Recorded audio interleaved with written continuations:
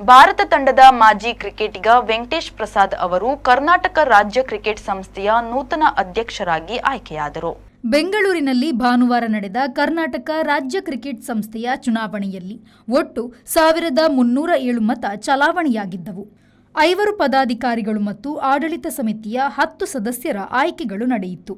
20 ಸುತ್ತುಗಳ ಮತದಾನ ಎಣಿಕೆ ಪ್ರಕ್ರಿಯೆಯಲ್ಲಿ ಮಾಜಿ ಕ್ರಿಕೆಟಿಗರಾದ ಜಾವಗಲ್ ಶ್ರೀನಾಥ್ ಹಾಗೂ ಅನಿಲ್ ಕುಂಬ್ಳೆ ಬೆಂಬಲಿತ ಅಭ್ಯರ್ಥಿಯಾಗಿದ್ದ ವೆಂಕಟೇಶ್ ಪ್ರಸಾದ್ಗೆ ಒಟ್ಟು 749 ಮತಗಳು ದೊರೆದರೆ, ಬ್ರಿಜೇಶ್ ಪಟೇಲ್ ಬಣದ ಶಾಂತಕುಮಾರ್ಗೆ 558 ಮತಗಳು ಲಭಿಸಿದೆ.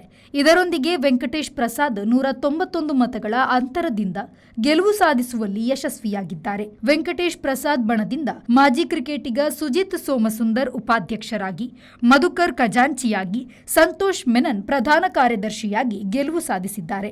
ಈ ಬಾರಿ ಒಟ್ಟು 1315 ಮತಗಳ ಚಲಾವಣೆಯಾಗಿದೆ. 2013ರಲ್ಲಿ 1351 ಮತಗಳು ಚಲಾವಣೆಯಾಗಿದ್ದವು. ಆಡಳಿತ ಸಮಿತಿಯ ಸದಸ್ಯರಾಗಿ ವಿಎಂ ಮಂಜುನಾಥ್, ಶೈಲೇಶ್ ಪೋಳ್, ಕಲ್ಪನಾ ವೆಂಕಟಾಚಾರ್, ಆಶೀಶ್ ಅಮರ್ಲಾಲ್, ಬೆಂಗಳೂರು ವಲಯದ ಅವಿನಾಶ್, ಮೈಸೂರು ಶ್ರೀನಿವಾಸ್ ಪ್ರಸಾದ್, ಶಿವಮೊಗ್ಗದ ಡಿಎಸ್ ಅರುಣ್, ತುಮಕೂರಿನ ಸಿಆರ್ ಹರೀಶ್, ಧಾರವಾಡದ ವೀರಣ್ಣ ಸವಡಿ, ರಾಯಚೂರಿನ ಕುಶಾಲ್ ಪಾಟೀಲ ಗಡಗಿ ಮತ್ತು ಮಂಗಳೂರಿನ ಶೇಖರ್ ಶೆಟ್ಟಿ ಅವಿರೋಧವಾಗಿ ಆಯ್ಕೆಯಾಗಿದ್ದಾರೆ. ಬ್ಯೂರೋ ರಿಪೋರ್ಟ್, ವಿ4 ನ್ಯೂಸ್, ಮಂಗಳೂರು.